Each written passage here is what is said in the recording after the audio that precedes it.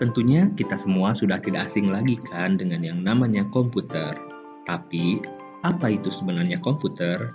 Menurut Robert Hablismer pada tahun 1985, komputer adalah suatu alat elektronik yang mampu melakukan berbagai tugas, mulai dari menerima input, memproses input sesuai tugas dan program, menyimpan data dan hasil pengolahan, serta menyediakan output dalam bentuk informasi. Komputer sendiri berasal dari bahasa Latin, yaitu computare, yang artinya menghitung. Saat ini, komputer sudah menjadi suatu bagian yang tidak bisa lepas dalam keseharian kita.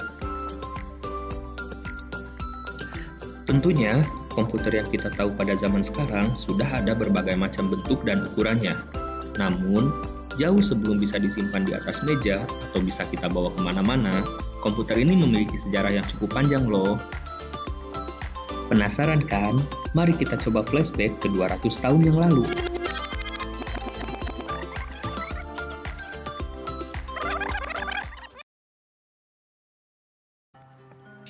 Jika kita berbicara tentang sejarah, tentu saja akan ada berbagai macam versi. Salah satunya mengatakan bahwa desain komputer pertama lahir dari tangan seorang matematikawan Inggris yang bernama Charles Babbage pada tahun 1822. Komputer mekanik ini selanjutnya dikenal dengan nama mesin analytical atau dikenal juga dengan mesin Babbage. Mesin ini bisa digunakan untuk menghitung tabel matematika, dan desain dari mesin ini pun menjadi basis kerangka desain komputer yang ada pada zaman sekarang.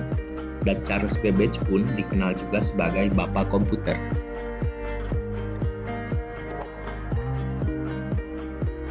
Sekitar 1 abad setelah penemuan mesin tersebut, muncullah sebuah cikal bakal komputer digital pertama yang dikembangkan pada tahun 1930. Mesin ini ditemukan oleh Alan Turing, seorang peneliti matematika asal Inggris. Mesin ini pun kemudian diberi nama sebagai mesin Turing. Selanjutnya, perkembangan komputer ini dibagi ke dalam 5 generasi. Generasi yang pertama ini identik dengan Perang Dunia karena muncul pada sekitar tahun 1930 sampai 1940-an. Komputer digital pertama pun dikembangkan oleh Konrad Zuse, seorang insinyur mesin asal Jerman. Komputer pertamanya adalah komputer Z1 yang sayangnya diklaim sebagai komputer gagal, walaupun sebenarnya komputer ini sudah dapat melakukan perhitungan sederhana seperti tambah dan kurang.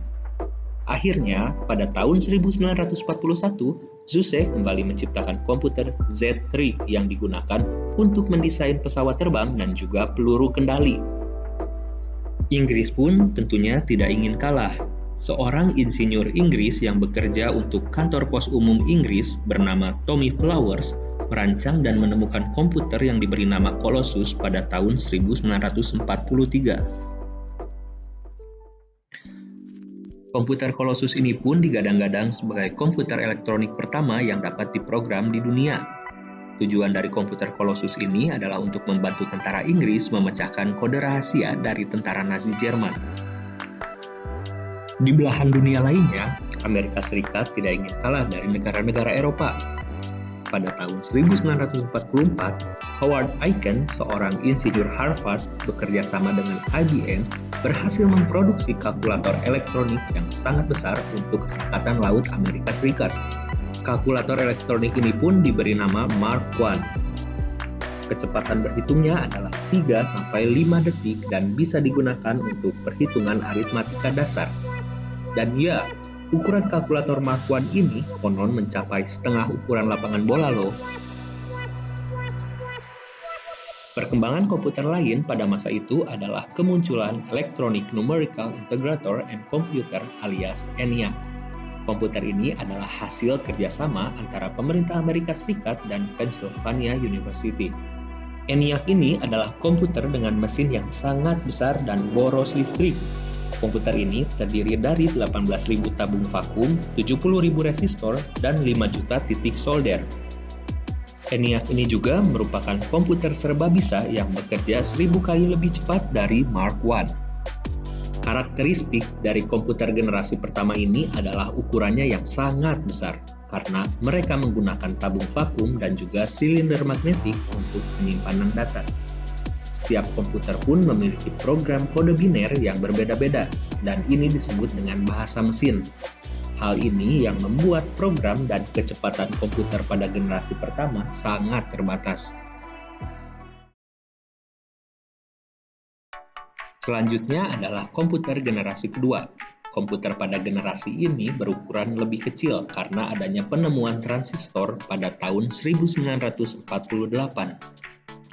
Transistor ini mulai digunakan pada komputer sejak tahun 1956. Kala itu, IBM sukses menciptakan superkomputer yang bernama Stretch. Kemudian, ada juga Spreliren yang membuat komputer bernama Lark. Sayangnya, komputer-komputer tersebut harganya sangat mahal dan cenderung masih sangat kompleks, sehingga hanya bisa digunakan oleh beberapa pihak tertentu.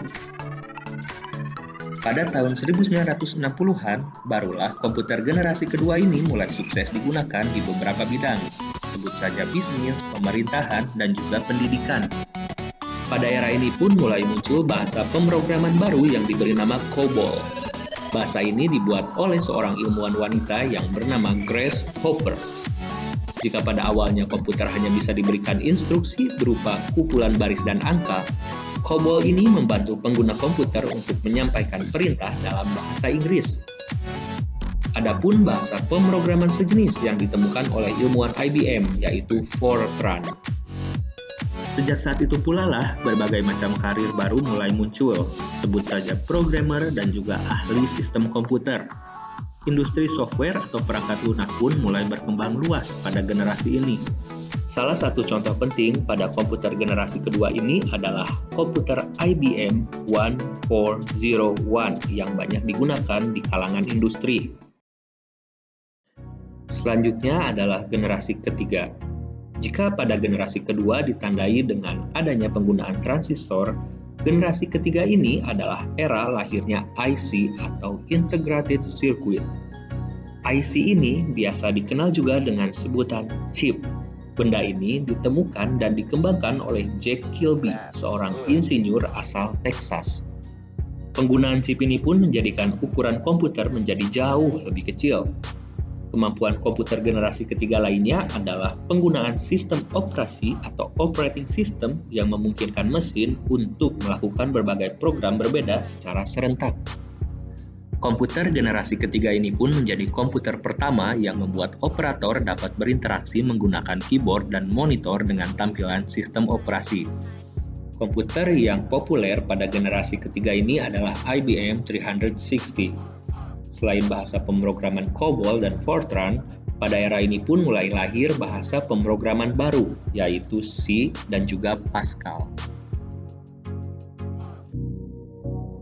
Akhirnya, pada tahun 1971, lahirlah komputer generasi keempat. Generasi keempat ini ditandai dengan lahirnya microprosesor. Chip microprosesor ini memiliki ribuan transistor dan beberapa macam elemen sirkuit yang mana saling terhubung menjadi satu. Komputer inilah yang kita pakai pada zaman sekarang, yang merupakan hasil dari komputer generasi keempat. Pada era ini, IBM menciptakan komputer yang didesain khusus untuk kalangan rumahan. Sedangkan Apple mempublikasikan Macintosh untuk pertama kalinya tahun 1984.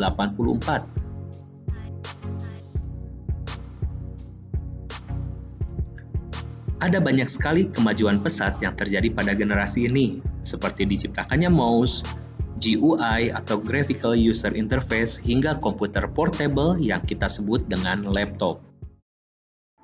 Yang terbaru adalah komputer generasi kelima. Komputer ini merupakan komputer yang mulai menggunakan microprosesor dengan teknologi VLSI. Teknologi ini memungkinkan pemadatan 10 juta komponen ke dalam sebuah microprosesor. Salah satu ciri lain dari komputer generasi kelima adalah penggunaan parallel processing dan juga artificial intelligence. Memang benar jika komputer pada generasi ini masih dalam tahap pengembangan. Namun, tujuan dari pengembangan komputer generasi kelima ini adalah agar dapat menghasilkan perangkat komputer yang dapat merespon, menggunakan bahasa yang digunakan manusia, dan bahkan bisa mempelajari lingkungan di sekitarnya. Bukan tidak mungkin jika suatu saat nanti komputer generasi ini bahkan bisa lebih hebat dari manusia.